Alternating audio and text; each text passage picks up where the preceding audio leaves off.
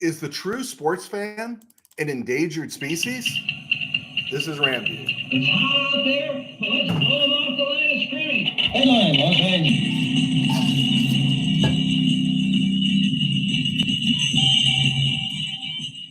Live from the RamCave, I'm Joe Terosian, and this is RamView, the November 1st, 2024 edition, brought to you by Kistler Law Firm. Injured in an auto accident, need help, got questions? Call Kistler Law at 661-206-6990. That's Kistler Law at 661-206-6990.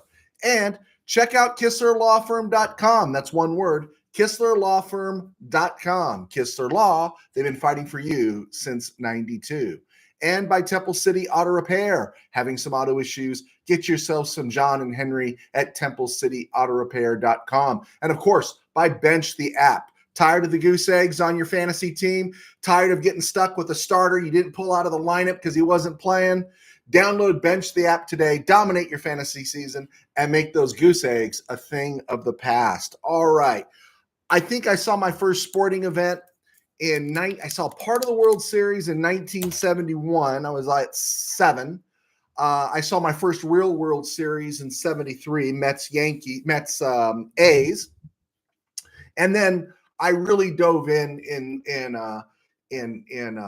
all sports, probably about 74. I watched the Super Bowl in 72 and everything. First time I saw my team win a championship was the Lakers in 1980, right? I saw the Lakers win it in 80. Saw the Dodgers win it in 81. I saw the Rams make the Super Bowl, which that felt like a championship. I saw the Lakers win again in 82. I saw them win again in 85, 87, 88, the Dodgers in 88. Long stretch there. I saw the Rams win in 99. Saw the Kings win in 2012, 2014. I really don't count too many of those Laker titles with Kobe and Shaq because I was becoming indifferent, but I wasn't really a big fan in those days. But, and of course, the Rams in 2021, right? Super Bowl 56, saw that happen. And I know each time my team won, also USC winning a couple national titles there with Pete Carroll, let alone getting jobbed out of the national title in 78 and 79. I think it was 79 they got jobbed. No, it was 78 they got jobbed when they won in Tuscaloosa and somehow the AP or UPI split and gave Alabama a share of the title. What a joke that was. College football, NCAA, what do you expect? But I can remember each time that happened, I was just never really brought about to say, my team just won. What can I break? What can I steal? And what can I burn, right? To celebrate my team's championship. And this Dodger championship, which I give them full credit for winning that championship. Again, you look at it, you Dodgers won. Dodgers played great. Yankees fell apart. That's half the subject. But you saw the jackwagons there down the right field line at Yankee Stadium. And again, they made themselves part of the show, right? They made themselves part of the show. And then you're looking at what happened back here in LA. Now, that didn't happen on the field, but identifying these folks as Dodger fans? Really? If you take to the streets after your team wins, someone in the organization should come out and say, you're jackwagons, you're not fans. And it's just getting ridiculous. It's so stupid. But here's the thing. There are no more really sports fans. I'd say 75% of the out of 100 that go to a Dodger game, they're not fans. They're not fans. They want Ice Cube. They want carnival games between innings. They want loud rock music. They want to be entertained and they want to be part of the experience instead of observing the experience and watching what's taking place. They don't care about this. If the Dodgers go and lose 100 games next year, I guarantee you attendance is going to drop because they're not going to want to be there. It's just how it is. It's like that for the Rams. I don't think there are hardly any real Ram fans. I think the ones we got here are, but I don't view too many Ram fans as legit. They lose one game and it's fire McVay. They lose, they have a bad first half or safety falls, corner gets burned, and it's Chris Shula's fault, right? Matthew Stafford's too old. How many times have we heard this? And they're not nuanced enough. They're not really fans. They're experiencers, right? If you look at LA, what happened after the Dodgers won the World Series, you saw a lot of people wanting to be part of the story, right? And cameras go on with the phones, and it's like, look at me, look what I'm doing. And this guy is kung fu fighting what is it, a Google Earth car's side mirror or something? And I'm like, what are you doing this for? Is this because the Dodgers won? And I just think we're seeing a diminishing of the sports fan culture, and I don't like being labeled with it. And again, I think it was just reason number 1001 on why the best place to watch a game is at home. And the shame of it is ownerships of all these franchises, they just want the big mamoo, as Kramer would call it, right? They just want the dough. And I think it's just making the whole experience just of going to a game not worth it, because everyone wants to be in the experience as opposed to just watching the game. Very seldom am I at a game these days. Well, the few times I do go, and most of the people I'm surrounded by, they're not really watching the game. And then if you ask them something, or you hear them talk, Will Smith's been the Dodger catcher now for like half a decade, right? These folks don't even know the difference between him and Will Smith, the actor. It's just the things you see and the things you hear. It's just that makes me think the true sports fan is on his way out. It's on his way out. And I think you go to those games and you do it at your own risk in terms of what do you want to be exposed to. And because I always like to burn something. What can I burn? Dodgers won the World Series. I was happy for them. They honored Fernando. Let's go burn something, right? Unbelievable. Okay, guys, I just wanted to get that rant out. Congratulations to the Dodgers. Now my heart goes back to Queens, and now I come after the Dodgers again going into next year. Looking forward to Hot Stove League, and looking forward to see where Juan Soto lands. Okay, Ram stuff. The collective gulp you heard across SoCal yesterday was when the news broke about Puka Nakua's knee, right? Everyone was, right? And then McVay reported today that, yeah, he kind of got banged up a little bit. No structural damage, and to not bet against him playing on Sunday. He's listed as questionable. And, I think we all felt a whole lot better after we saw that. Rams released undrafted free agent Mike McAllister, the Youngstown State kid that kind of hung around for a year and a half, and everyone thought they were going to try to develop him, but Bo Limmer, Justin Diedick, who I think plays some center too, they kind of made him expendable. They cut him for a punter named Ty Zentner because Ethan Evans has the flu or something like it, and he's out this Sunday. And the Rams actually signed two punters, and we're going to find out who plays, if it's Ryan Sanborn or Ty Zentner on Sunday. Ethan Evans, as we said, is sick. But the good news is it sounds like it's the flu. It's not a groin injury. It's not a knee injury.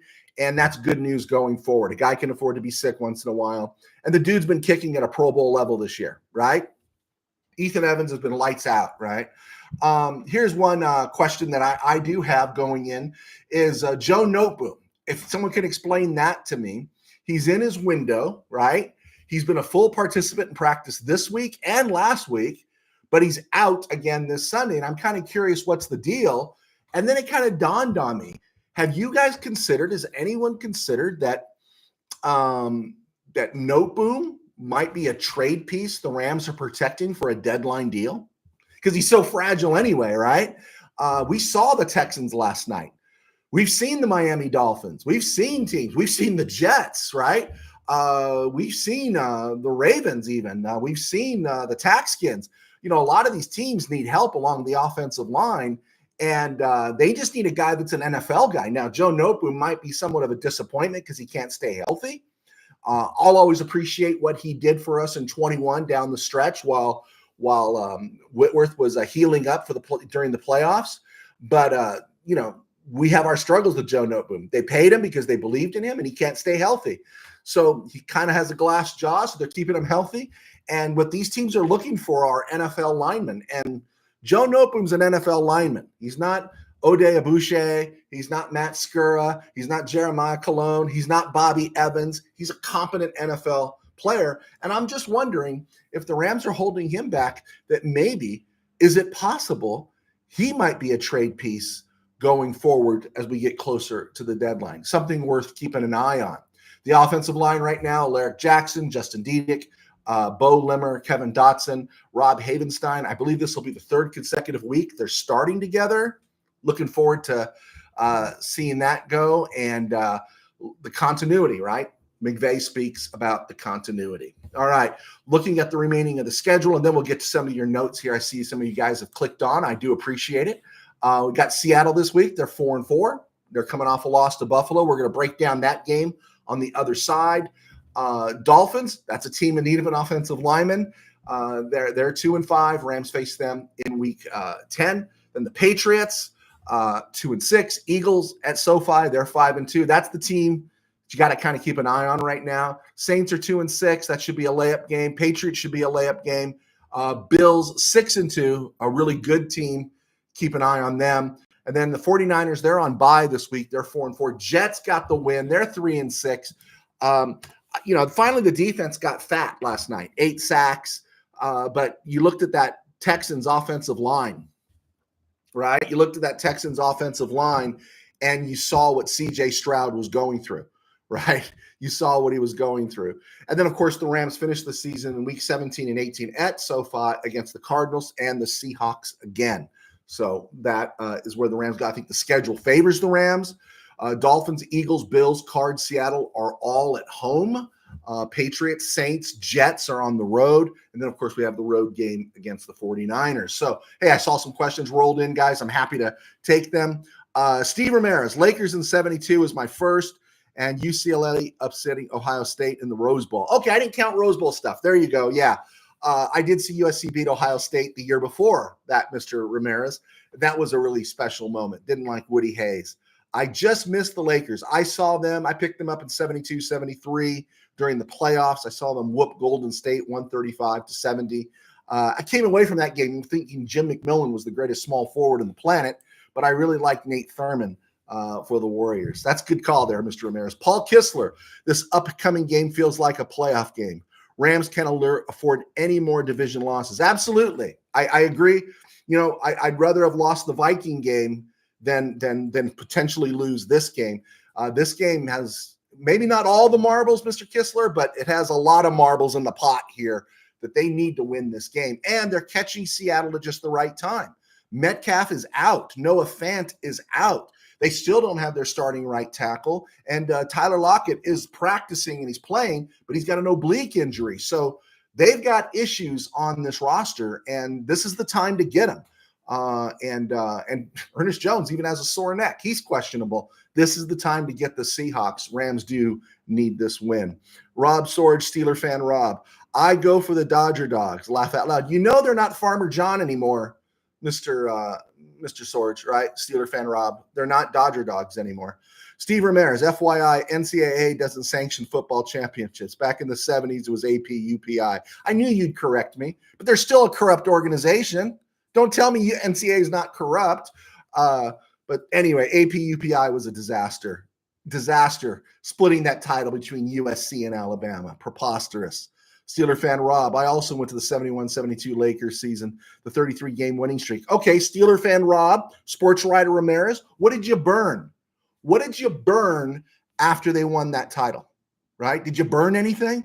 Did you say, I'm going to go to my neighbor's house, or I'm going to go downtown to the El Monte Mall and knock in the window at Mitchie's, right? I'm going to break into Steers. I'm going to go throw a rock through the Golden Ox. I mean, what did you do, right?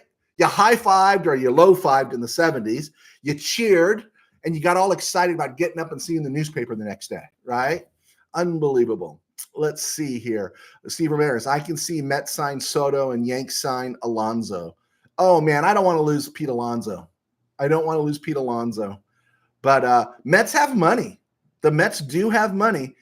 I wouldn't mind signing both those guys, but the last time they tried to sign some frontline pitchers, it didn't work out, and that's the key. The Mets just need that pitching. They need that pitching. Also, did you see the report of the Rams looking at Brown's linebacker, but talks are on hold until after Sunday? Yeah, the dude has a sore neck. It's like, again, I'm okay with it. They take a linebacker. That would be great. Still think they need that toilet clogger in the middle. Tommy Huxley, go Scumhawks. Oh, okay. Go Scumhawks. There you go. All right, let's look around the NFL and other places. Speaking of CJ Stroud, I brought it up. He looked a lot like Matt Stafford or any other NFL quarterback last night, right? No offensive line and his receivers missing, right? Still, the Texans should have won that game. They should have won that game. I felt like every time they were getting the ground game going, they kind of drifted away from it. They should have won that game. They gave the Jets life. And credit Garrett Wilson. I will too, because he's on one of my fantasy teams. Heck of a catch. I thought he was out. I guess one shin equals 2 feet now, and everything. But hey, here's the thing. This is what I want to know is what is it about New York athletes being unable to hold on to the ball, right? A little bit too much French pastry. Yeah, it is a little too much French pastry, right? It's like the Jet receiver, Corley, going in and he drops the ball. I mean, we just saw Kyle Pitts. We see this way too often. And then, of course, you had Aaron Judge not being able to catch the ball, right? What is it in New York? Is it something that's in the water, right? Makes you laugh. All right. Credit Rams Wire. I actually read an article today on Rams Wire that had listed like 8 players the Rams should target. And I read it, so I want to give them credit. I disagreed, though, with about half of them. I thought it was low fruit. But 3 were kind of interesting. But the one I thought they were on target on was regarding the ageless Calais Campbell, who's with the Dolphins now. I was honking for Calais Campbell during the summer, and I had some smart people tell me why he wouldn't work, whatever. But Calais Campbell right now, he's so immense. He's so big, and he's got age, but he keeps producing. He's playing well this year. You're not going to send him out there for 70 snaps or 60 snaps, but he would provide great depth and rotational help to the team for a 5th, maybe a 4th. Maybe a swap for Noteboom and a 7th or something.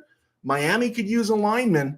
The Rams need somebody else along that line. Neville Gallimore is out this week. And I know the presses don't stop for Neville Gallimore, but the Rams are getting some clicks out of Neville Gallimore, right? And they need some depth along that front, some experienced depth along that front. So coaches on the hot seat, we've talked about this. I think Dennis Allen is in real trouble. I think Mike McCarthy survives the season. Everyone's waiting for a Nick Sirianni flame out. And then Matt Eberflus. That was 2 things. I'm not going to add this other person to the list, but Matt Eberflus is taking a ton of heat in Chicago for that loss against the Texans last Sunday. And I guess to some extent he should. But in a case like that where it happened, it's always it's a team win and it's a team loss. You know what? When my safety, Tyreek Stevenson, is doing what he did at the end of that game, missing the start of that play because he's taunting the Washington crowd, you know what? I call him out. I say, no, it's players like Tyreek Stevenson are why we're losing. I don't play, it's a team win, team loss when that happens.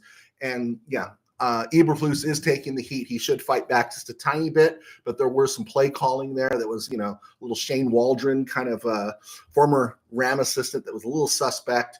But the other name I want to add to this, not because I think he's going to get fired, but, Dodger fans, right? Every time the Dodgers lost a playoff series the last 8 or 9 years, it was always fire Dave Roberts, # fire Dave Roberts, fire Dave Roberts. Now they're saying, man, he's as great as Tommy Lasorda. And I got a whole breakdown on that. If you ask me a question about it, maybe during the middle of the show, I'll bring it up during the commercial break. But the one guy that's getting a lot of heat is Kyle Shanahan. I was on some message boards with the 49ers, and boy, they're talking about how Kyle Shanahan doesn't know how to hold on to a lead. He's too rigid. They've stuck too long doing this or do that. The team is too old. And they were just ripping Shanahan one side down the other.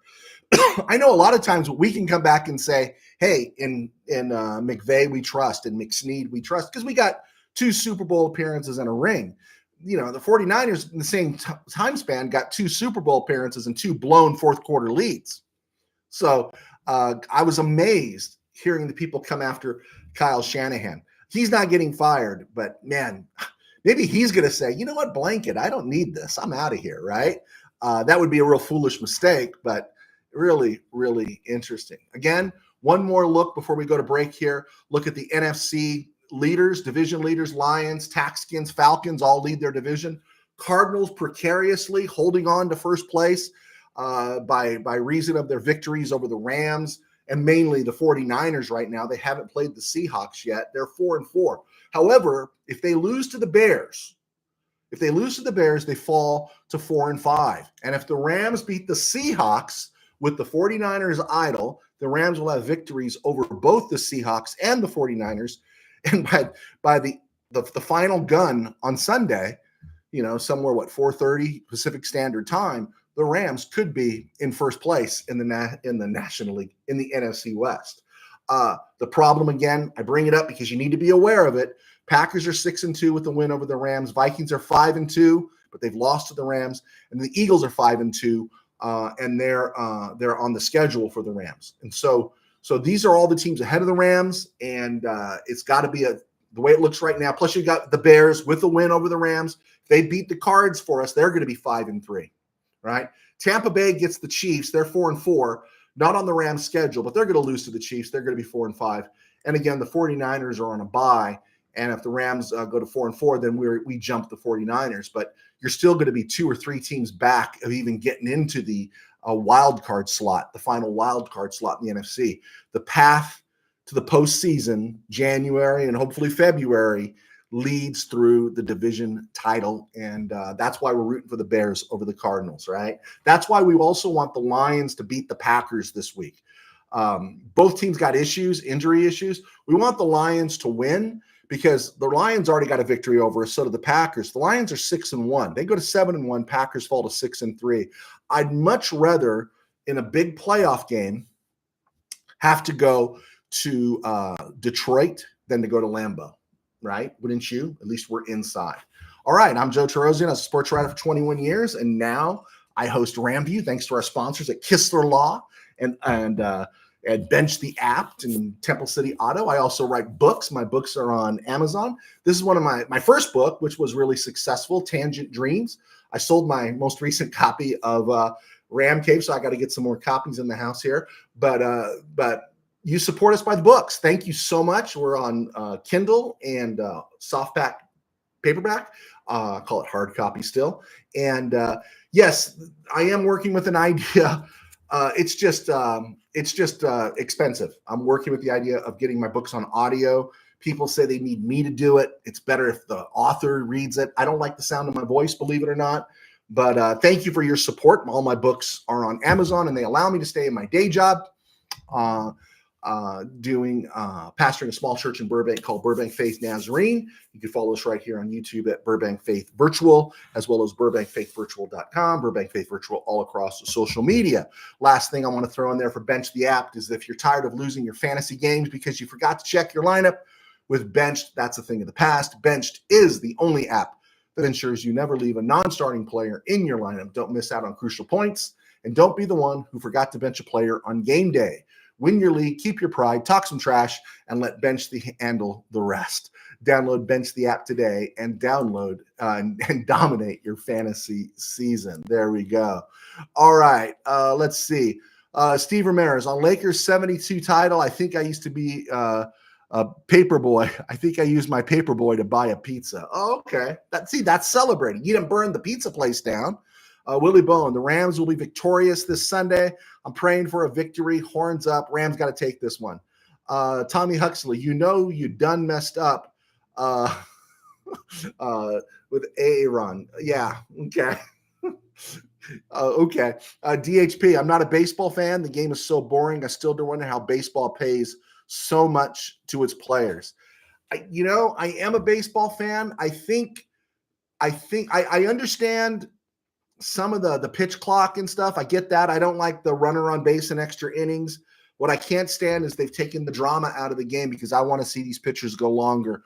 I want to see pitching duels. I don't think baseball is its best friend. And of course, the one thing I think would really help baseball, which is just heresy to say, and I know even you guys are going to say it, they need to probably shorten the season down to about 90 games to 100 games. They just do. Create more urgency with all these series. I know it's a marathon and not a sprint, but I that'll never happen. But I do like baseball still. Spring training's great. Neil Gonzalez, I was at the Dodger parade. It was great. Hopefully we can go to the Rams parade in February. Go Rams. Yeah, I'm hesitant about parades. So it was a good experience. Good for you. The cops were probably there, or they weren't out there the other night, but good for you, man. Let's see here. Tommy Huxley, the Care Bears are mud stomping the Hobbits. I hope so. I hope so. I want them to crush them. I want them to crush them. I want that bad attitude to start ginning up in Kyler again. Huxley, at least your voice doesn't sound like an old grandmother like me. Oh, that's good. That's good. People tell me my voice is okay. I hear it. I can't stand it. I can't stand it. Let's see. G's Nuts. Wow, good to have you back, G's Nuts. Haven't seen you for a while. What's your thoughts on Puka playing this weekend? McVay says there is a chance. McVay says don't bet against it. Don't bet against it. And, McVay doesn't have much of a poker face. When he doesn't like something. And I think he's very optimistic about Nakua playing. So that makes me confident. And so yeah, I definitely see Nakua playing this week. Manuel Vasquez, Dodgers and Rams 2024 champs. I hope so. I hope so. Yeah, I hope so. G's Nuts. They look great when both Nakua and Cup were in there. G's Nuts. Yeah, and did you know who it freed up? You saw who it freed up. Suddenly, the previously AWOL Demarcus Robinson suddenly was making plays again, right? Because he's a number 3 receiver. And he was going up against number 3 talent in the secondary instead of first-line talent because he was the only receiver that was healthy out of the starting lineup. So this was a good thing. Yeah, so I think the Rams are in great shape. Imagine those guys on the field and getting Jordan Whittington out there, right? Hopefully getting Atwell a few more than 9 snaps. So this is exciting. Yeah, G's Nuts, D-Rob, you're absolutely right. MLB, Steve Ramirez, I'd like a shorter season for MLB and the interleague play. Back in the day, it made the World Series better. I agree with you. I think interleague play in short sips. I think it's really good for the Dodgers and Angels to play. I think it's really good for the Mets and the Yankees to play. Cubs, White Sox, right? White Sox would think so because no one's going to their games anymore. When the A's were in Oakland, A's Yankees, A's Giants, that would be a good thing. But I don't know if anybody really wants to see Kansas City or Tampa Bay go to go to San Francisco and go there. It's just, I don't need to see that, right? I don't know if we need to see the White Sox in San Diego to decide who got the better part of Lamar Hoyt, I don't think they need those things. So I think interleague play in short sips is a good deal. I also don't think the National League needs the DH. I don't think it makes the game better. I think you lose something. My whole life watching baseball, and I was an Indian fan for a long time. My whole life watching baseball, I always thought it's an American League game. It's boring. Unless it was for something important or the Angels were playing, because I'd watch the Angel games or the Indians were on or something. Nolan Ryan was pitching, right? An American League game was always easier to turn off.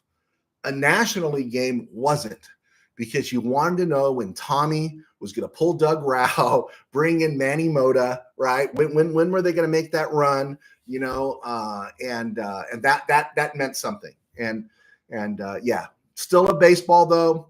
You just have to have a different mindset. But unfortunately, these things only allow us to have one mindset, and that is we have to have it in 15 seconds. And if we don't get it in 15 seconds, it's boring. And again, the owners are going to cater to what's going to pay the big moo. Yeah. G's Nuts. I like that kid, Whittington. Atwell scares me a bit. Seems too frail. But he does make plays. Atwell does make plays. There's no questioning Atwell's hands. There's no questioning anything about Atwell except his size. And can I be cruel about this? Can I be really cruel? Not my problem, right? He's an NFL player. And if his career is 4 years or 5 years and he gets a pension out of it, God bless Tutu Atwell and let him go on and live a long, prosperous life.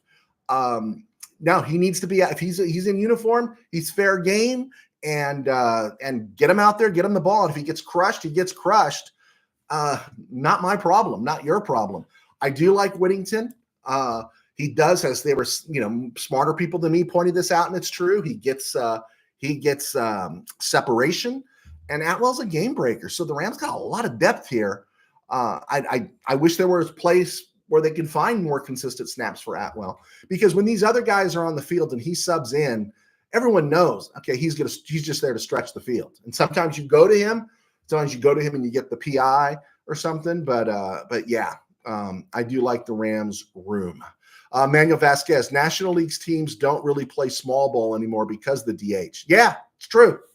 It's absolutely true. And I know people are going to say, oh, but that's really cool because you can see some of these great players play longer. Well, I can remember they say, oh, the argument used to be, oh, he's going to finish his career in the American League, right? He's going to finish up in the American League. And cool. All right. That's great because this is the National League, right? And that's the American League.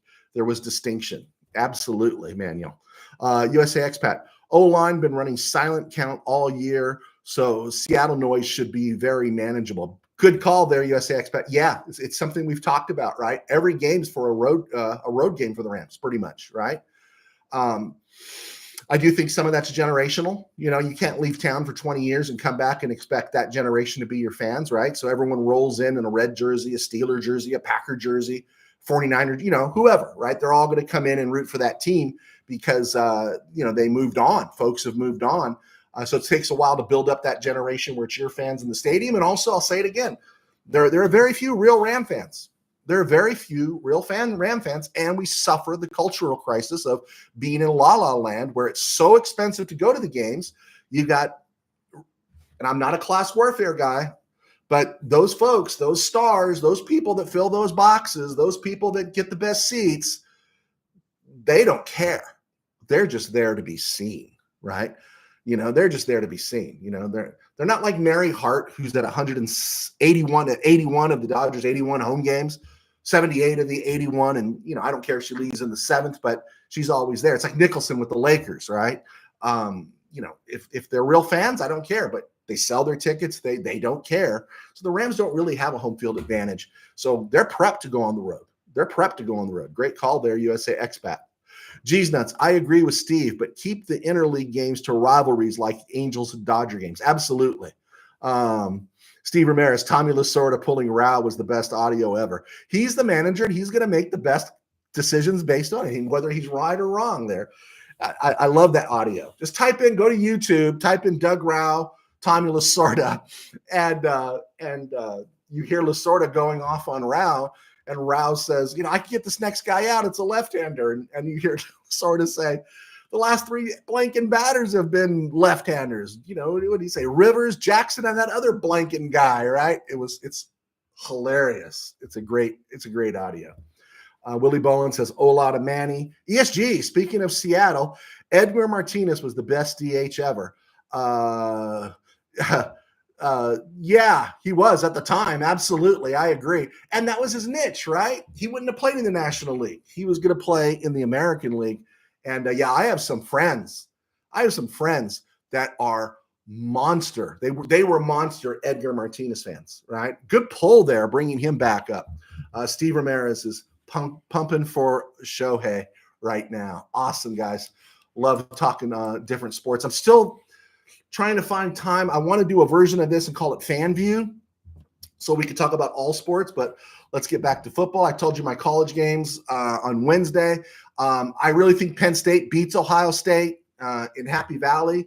That one's really interesting to me. Miami is 8-0. They're hosting Duke. They should win. And I'm rooting for Miami because I like Cam Ward, but I think they're cruising for a bruising. I really, really do. Indiana going to Michigan State is big. Indiana's 8-0. That one, I'm really interested in seeing how that one plays out going forward. And then USC going to Washington. Both teams are 4-4 and trying to salvage something in their season. It's just bad news for both teams if one of them, whoever loses this game, right? Whoever loses this game. Steve Ramirez, of course, is going to be rooting for UCLA in Nebraska. And Michigan hosts Oregon.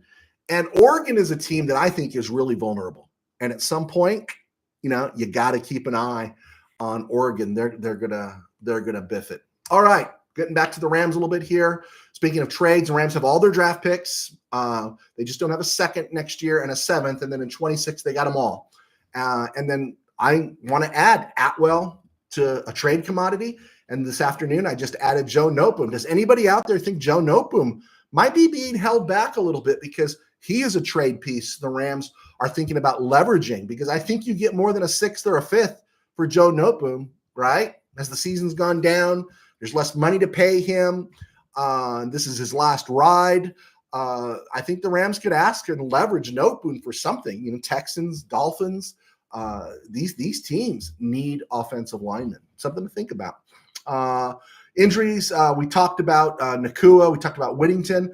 Undrafted free agent who's been on the roster playing special teams. Cornerback Charles Woods is questionable. And Cam Curl with his knee, questionable. Neville Gallimore, Joe Noteboom, Ethan Evans are all still listed as out. No new news on Steve Avila, John Johnson, Jonah Jackson. So we'll see about that one going forward. We've talked about the Seahawks. And the Seahawks are a weird team. They took advantage of their two early opponents, the Broncos and the Patriots. Then they beat the Dolphins without Tua. So there's nothing there. They lost in Detroit, though they were competitive. Then they lost at home to the Giants. So this team's low end on the spectrum. They lost to the 49ers. And then they did the weirdest thing, got their best win of the year on the road in Atlanta. That one just stunned me. Just really stunned me that they got that one. And then they came home and lost to the Bills. The part that I'm curious about with them is their running game with Kenneth Walker and Zach Charbonnet. We know Geno Smith. We know what he can do. He's going to be much better with the running game. But in 4 of their 8 games, the game against the Patriots, the game against the Giants, the 49ers, and the Bills, their running game struggled big time, really struggled. Last year in week 1, they got behind early, so Walker only carried the ball 12 times against the Rams. He had a nice average. But by week 11, I think Walker was hurt. They ran Zach Charbonnet 15 times. He didn't even get 50 yards against the Rams. And this is pretty much the same offensive line or even a less than offensive line that Seattle has right now. So that's the part. They're running Charles Cross at left tackle, Laken Tomlinson, who's mid-level, Connor Williams, who's having some real issues, had some bad snaps last week, a questionable right guard at Anthony Bradford, and Abraham Lucas is out. So Mike Jarrell, the 6th-round pick out of Findlay College, is going to make his 3rd start at right tackle. And that, to me, makes me think Rams edge players are salivating with an opportunity here. And that means also they could be struggling running the ball. That means they put more pressure on Geno Smith to make plays. And Geno Smith, he can make a play. He's not a chump, right? You have to respect him, but you can't put too much on him. And then you look at the receivers. Lockett's got an oblique, but Jackson Smith-Njigba, Kenneth Walker, Zach Charbonnet. But DK Metcalf is out. Music to the cornerback room in LA. Abraham Lucas is still not back from his injury at right tackle. And Noah Fant, the tight end, very capable tight end, is out. On their defensive side, we know Leonard Williams anchors the line. Byron Murphy's been solid, if not going to say great, but solid. And Jaron Reed is solid. But they've been gashed this year running the ball. They're not playing up to what everyone thought they would. And then you bring in Ernest Jones, who was excellent last week, but he's got a bad neck, right? So there's issues there. Where the Seahawks are playing really well in their secondary. Tariq Woolen has bounced back from a difficult sophomore year. Devin Witherspoon, he has a little bit of a foot thing, but he's playing. He's been excellent since they drafted him. Trey Brown is their 3rd corner. I think he's usually their boundary corner. I could be wrong on that. Let me check my notes. But they would put Trey Brown on Demarcus Robinson. I'd take Demarcus Robinson on Trey Brown. Then their safeties have played well. Kobe Bryant and Julian Love's having a career year. So their secondary is solid, but they might be vulnerable against the run. And I think they're going to have some struggles because this Rams defense now is getting better each week. And I'm wondering a couple things. Are the young guys maturing, right? We're seeing that. Also, with the offense now starting to move the ball and showing some production, is the defense playing a little more loose as opposed to trying to play perfect, right? And we know when we play perfect, every little mistake, right? We're very tense. And now that the offense looks like it's moving along now, the defense seems to be playing stronger. And that was a really good Minnesota team they played against last week. And the defense stepped up. I'm expecting it to be good. Offensively or defensively, Seattle, if they're going to hurt the Rams, it's going to be off the edge. Derek Hall, Bowie Mafe. But those guys are good. They're young. They're energetic. but they're not Aiden Hutchinson. They're not Nick Bosa. They're not Montez Sweat. They're not Max Crosby. Those 4 guys combined for only 3 sacks against the Rams against this offensive line, right? So I'll take the Rams in this game. I'm going to take the Rams. The more I looked at it, the more confident I felt. I was part of that gulp that went across the Southland about Puka Nacua yesterday. But I'm taking the Rams because our defense is healthy, and I think it's getting better, and the Seahawks offense is not. Rams 31, Seahawks 21. There we go. I said it. I put it on paper. Rams 31, Seahawks 21. All right, a couple more questions came in. Seahawks have made many moves, but all on defense. They drafted Byron Murphy. They got rid of their 2 safeties, Quandrell Diggs and Jamal Adams this past year. They were paying them way too much money. And so it was kind of interesting hearing some Seahawk talk. I was listening to some Seahawk talk this week, and they feel like they're still treading water. They feel like they got a younger version right now of Pete Carroll. And that's kind of unfair to McDonald, but they're not seeing the things they want to see, right? And again, hard to when your offensive line is jacked up, as the Rams know, right? But I think they're on the right track. I really do. I do agree with you on that one. Let's see here. Oh, man, where was I at? I just lost my spot here, guys. Okay, Mark Reiber. There must have been 2 million folks at the Dodger parade today. Wow. Good. That's good. As long as it was peaceful and the cops had a presence there, good for them. G's nuts. Verse is a beast. He's going to eat a lot this weekend. Yeah, I think he's coming into his own. I think he wants another shot at Kyler Murray. He wants another shot at that guy because I don't think he's going to let him out of his sights. I think, he's ramping it up. And you know what? I think he pushes Byron Young to be even better himself. That's my thing. I think they feed off each other. Rod, what up, Ramley? Well, what up, Rod? Okay. Manny Vasquez, what do you think if the Rams traded for a big nose tackle to help the linebackers? It would also help the D-line if he takes on 2. Yeah, I agree, Manny. I think I brought that up, and I had a brain freeze on Wednesday when I talked about Siragusa. Remember the late Tony Siragusa? He was such a space eater. Remember, he's the guy that flattened Rich Gannon in the playoffs all those years ago. I think it was in the 2000 playoffs.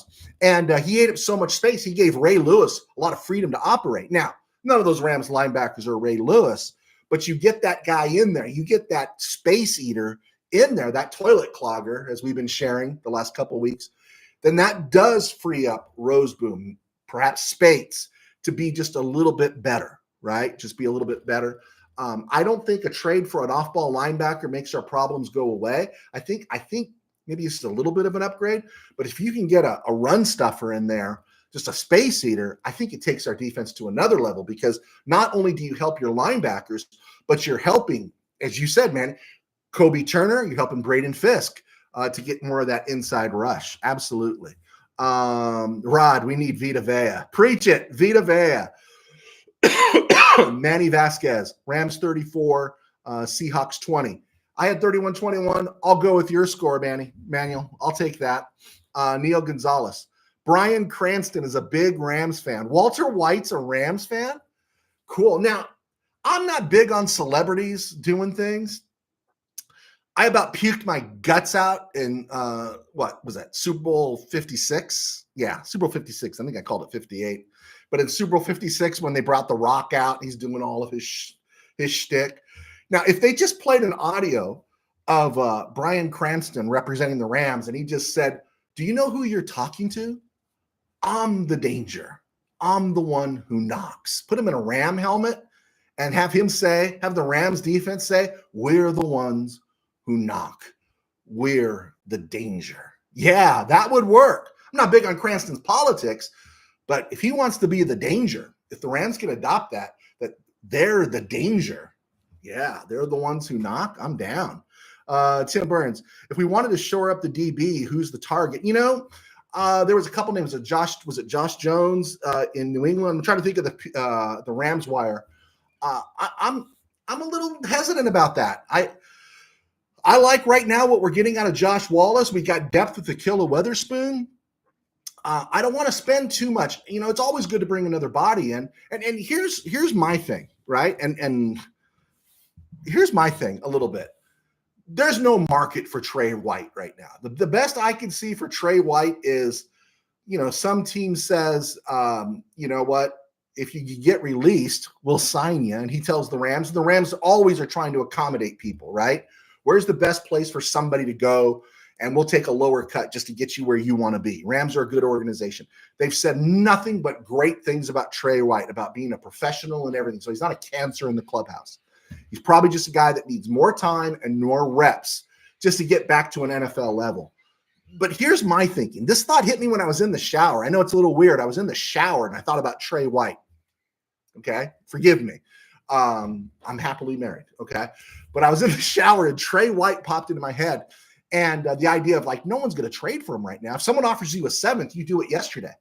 But my feeling was perhaps he uses this time. He's in practice. He's working on his footwork and his skills and getting back to a game-ready level. McVay said, I thought it was really interesting. McVay said that when the season started, the plan was not for Trey White to play as many snaps as he did. That's what McVay said. And of course, we know he was out there that whole first month of the season. There's something that tells me that maybe there's a moment in the back half of this year. There's a twisted knee, a sprained ankle, something, and White comes back in and makes a play. And then we're all going to say, oh, thank God we love Trey White, right? Something that tells me that's going to happen. So I like right now the cornerback room. An injury would be devastating, but I don't know if I want to spend too much for a guy that's not going to play. You could always sign somebody right now or make that little light move, but I would be afraid of giving up too much, Mr. Burns, for a DB. We'll see. I want to see John Johnson come back, right? That's what I really want to see to add some depth at the safety room. Let's see. G's nuts. What's cracking, Willie? Okay. Tim Burns, I read it at 30 pages last night of RamCave. It makes me laugh. There you go, Mr. Burns. Push the book. Guys, buy my books on Amazon. Game Day in the RamCave. It made Mr. Burns laugh. And he's an A's fan, so laughter doesn't come natural to him, right? He's always in bitter mode because he's an Oakland A's fan. But he's reading RamCave, and check it out on Amazon and stuff. Thank you so much. Let's see here. Neil Gonzalez. Bryan Cranston could play Dick Vermeil if they make a Rams movie. Laugh out loud. There's a little resemblance there. Willie Bowen, the Seattle Seahawks offense falling to the LA Rams defense. Geez, I believe you. Rod, Rams could be making the Seahawks guessing with Puka. I don't think it's anything serious. I don't either, because I think, like I said, I think McVay's a bad poker player. Right? Have we not all noticed that? You read his face. Look at him at the end of that Raider game, and he was hacked at the end of that Raider game. Big difference after the end of the Minnesota game, right? So you can tell. Also, when he comes to the podium, sometimes when the injuries mount up, he's not. He was horsing around with a reporter today and laughing with him. So I think we would know if this was a serious thing with Nakua. Steve Ramirez. Monday is the 45th anniversary of the Rams holding the Seahawks to -7 yards. Yes, absolutely. Tim Burns, do you use the Trey White body wash? It's different. It's different. No, I don't use the Trey White body wash. I'm whatever my wife buys. If it's Degree, if it's whatever's in the room, I might use her stuff. So, ESG, I hear many teams are interested in Atwell. Do you think the Rams would trade him? Yeah, I think they would. I'm sorry to say that because I'm an Atwell guy, and he's the only burner we really have on this team. You need to have a burner. But I imagine, look at, again, I brought up the Texans. Look at their offensive line. Look at their receiver room, right? They just lost Stephon Diggs for the whole year. They got an aging Robert Woods, who we all love. God bless Bobby Trees. And Nico Burns isn't back for another week, but then, is he going to be ready to go? They could use a Tutu Atwell there in Houston, right? And again, the leverage is with the Rams because it helps us just to keep him. If you want him, you got to give us something. So that's where I think the Rams have some leverage with Atwell and Noteboom that could get us something, as Cousin Eddie would say, something real nice, right? Something real nice. Neil Gonzalez, do you think the Rams make a trade before the deadline? I think they do. I think they're going to come out of this game this week and start thinking, okay, right, this is it, right? Because the deadline's Tuesday, right? Deadline to vote is Tuesday. Deadline to trade is Tuesday. And we'll see. Tim Burns, give us an honest final record for Rams, 10-7. Neil Gonzalez says 11-6. Yeah, I think high end 11-6. I think they could be 11-6.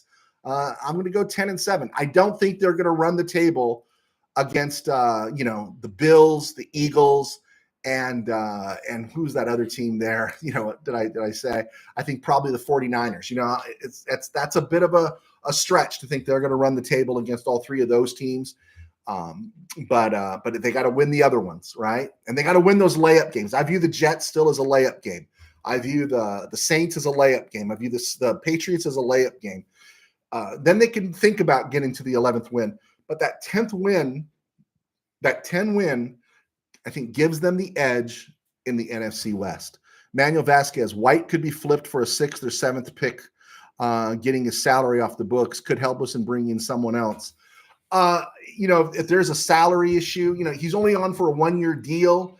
It's not punitive. And I think some of that, I'll take correction. I did not, you got me at an disadvantage here. I did not look if any of that is incentive laced, how many downs you play, how many games, how many snaps. And I could see if the Rams made a move. I'm not worried about the salary cap right now. Rams going to be fine next year, salary cap wise. This year they got about $2 million to play with, but we've seen what the Rams do. They always, every time we think they can't do anything, they always find a way to do something, right? They always find a way to create something, right? They're like the U.S. government. I don't have any money, but we find a way, right? But if you can get a 7th for Trey White, oh, please, yes. If you can get a 6th for Trey White, we should have a parade down at SoFi if you got a 6th round pick for Trey White right now. Rod, they would trade Atwell for the right deal. I agree. Michael Negretti, nice to have you, Mike. Pastor Joe, let's go Dodgers. Dodgers won. I'm back to being a Mets fan. If anyone follows me on Facebook, you saw I took down my Fernando stuff because the mission was accomplished. I'm back to wondering what the Mets are going to do because we need some starting pitching. Manuel Vasquez, 11-6 if everyone stays healthy. Yeah, I agree. 11-6 if everyone stays healthy could definitely happen. Tribe, Joe, it sounds like DK Metcalf is out on Sunday. DK Metcalf, as Rod says, is out on Sunday. That is really, really good news. All right, let's look at Sunday real quick. I have my record, I was underwater the first 2 weeks of the season. 3 of the first 4 weeks of the season, all my picks, I was 6-10, 6-10, 8-8, 7-9. Then in week 5, I got to 8-6. Then I went 13-1, 10-5, 11-5. I'm 0-1 right now because I took the Texans over the Jets. And, Aaron Rodgers, Devontae Adams had a flashback moment. Garrett Wilson made a great catch. I mean, just what can you say, right? It was just a great catch. So I whiffed on that one. I'm 0-1 right now. Cowboys, Falcons. I know people are taking the Cowboys because they say the Cowboys are desperate. This is the Tony Casillas Bowl. But, in a straight shootout, does Dallas have the firepower to compete with Atlanta? I know Atlanta's pass rush sucks, but Atlanta has all the weapons, though. Something happens to CD.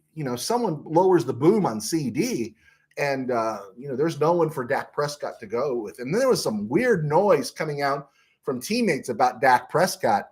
That is an implosion there in Dallas, an implosion, and I'd love to see it burn. I'd love to see it burn. Broncos 5-3 against the Ravens, the Joe Flacco Bowl. I think the Broncos have been playing really well. I think, really well for a team that's kind of turning the corner.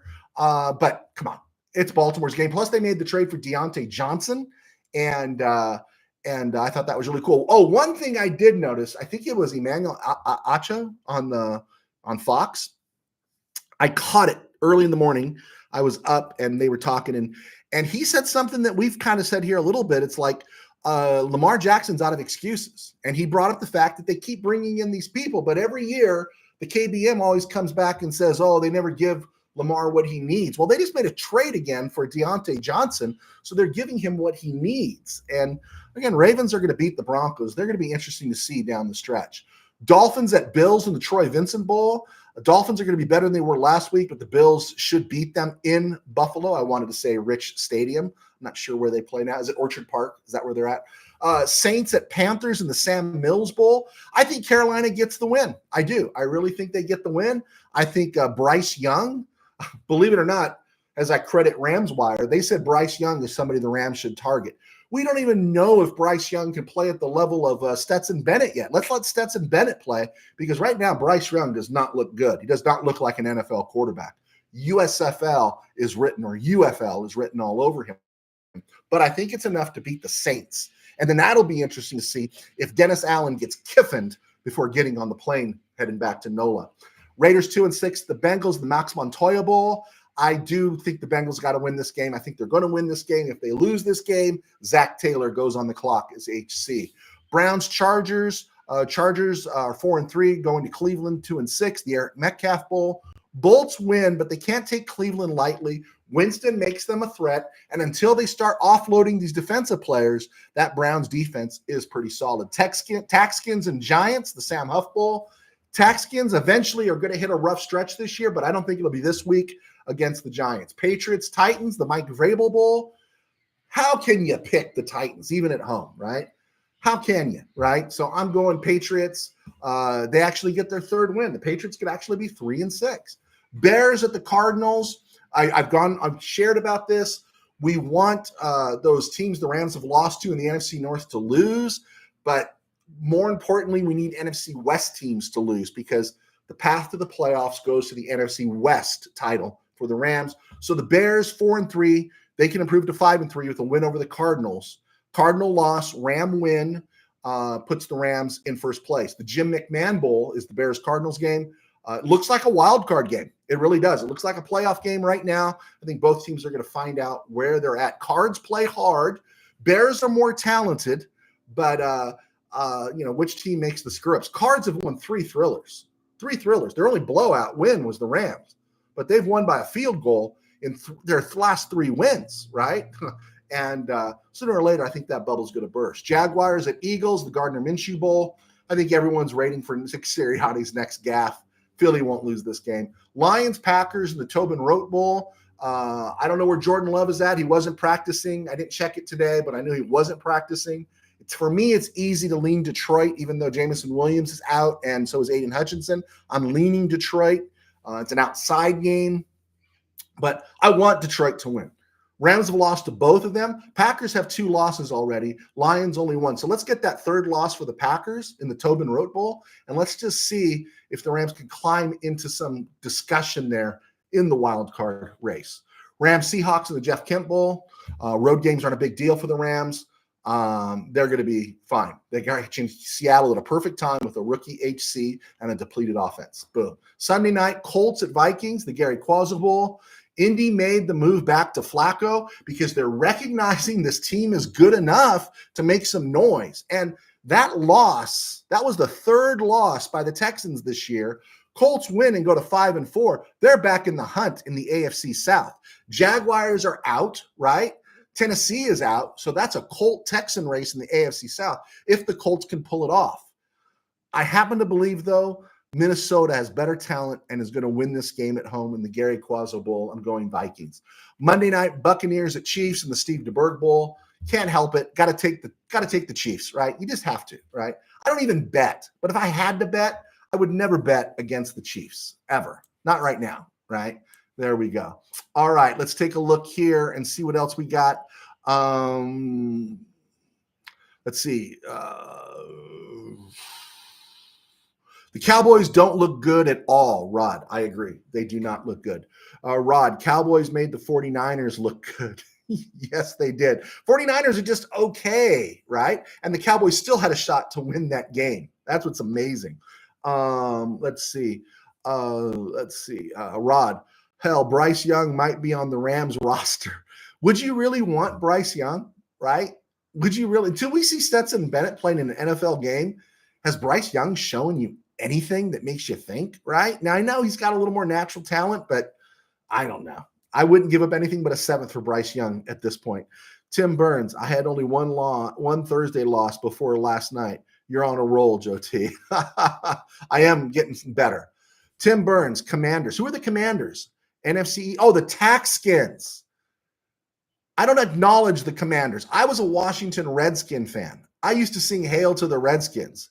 Hail victory, Braves on the warpath, fight for old DC. But that team is gone. So I don't call them the Commanders. They are the Taxskins because that's what they do best in DC is they tax. The Taxskins, NFC East champs, that would shock the world. That is building to be a great game when they play Philly, right? It's building to be a great, great game. Michael Negretti, Pastor Joe, the Dodgers pass the baton to the Rams to win the Super Bowl. Let's go Rams. I hope so. And then if the Rams can get a team like the Yankees to give away everything, that would be great as well. All right, let's get to this. We have hit the hour mark, guys. That's about the best I do. I want to keep this short. On this date, 1962, Bob Waterfield resigned as Ram head coach. Harlan Savar became the team's interim head coach, and he's kept on the job until 1965. George Allen came in 66. 1968, the Rams activate Coy Bacon after Lamar Lundy has season-ending surgery. 1985, on this date, Rams activated Dennis Hara from the IR and waived former Atlanta Falcon fullback who had a nice run in Atlanta and USC fullback Lynn Kane. 2002, Kurt Warner fractures a pinky figure, and that leads eventually to his departure. And on this day in 2021, the Rams sent a second-round pick and a third-round pick to the Denver Broncos for Von Miller. That second-round pick was the last pick in the second round, number 64. It was Nick Bonito, the linebacker from Oklahoma, who's making a lot of noise for the Chiefs now. And the third-round pick was number 96 overall, and it was Nick Cross. Also born on this day in 1943, turns 81, is Ram Hall of Famer Tom Mack. Tom Mack is to guards for the Rams that Orlando Pace was at left tackle, right? Mack played in 11 Pro Bowls, 4 times a first-team All-Pro, 4 times a second-team All-Pro, never missed a game, played in all 184 games in his career, started and played in 12 playoff games. Great player. And finally, I do want to mention Willie Ellison. Willie Ellison passed away in 2019 as a Rams running back. He would have turned 79 today. He passed away March 11th, 2019. He was a second-round pick of the Rams, the George Allen era, out of Texas Southern.